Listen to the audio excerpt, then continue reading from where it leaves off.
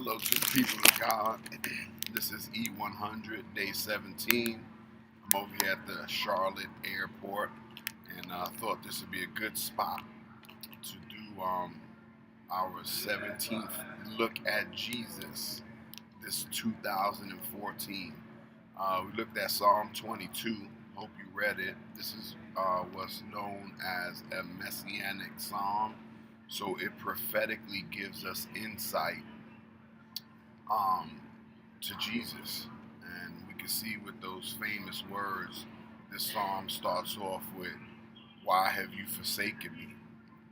What's interesting about this psalm is that we really see the cry out for the psalmist, and even in the death of Jesus Christ, how we're surrounded by wickedness and the haters and those that are opposing and coming against the will of God.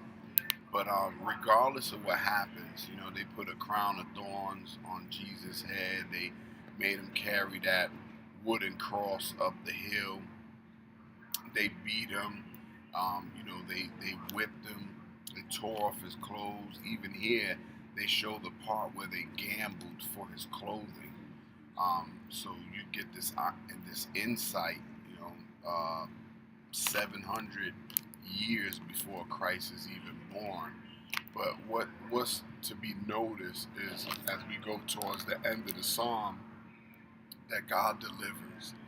And that's what you always got to look at, the life of Jesus Christ.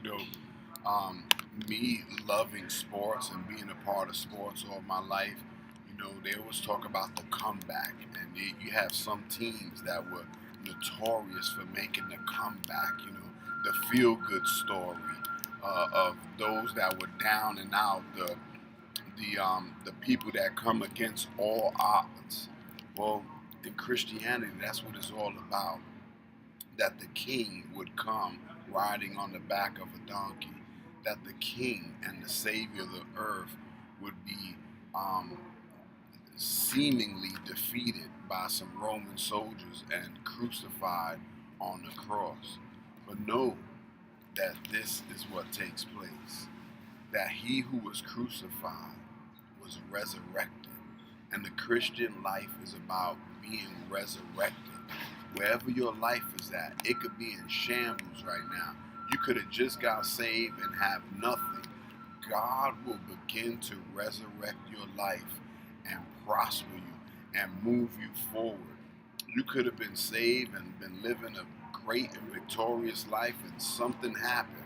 Sometimes your finances get, wacky, or you get some type of sickness or something. Know this, no matter what comes your way, we serve a God who saves and resurrects and brings back to life and restores.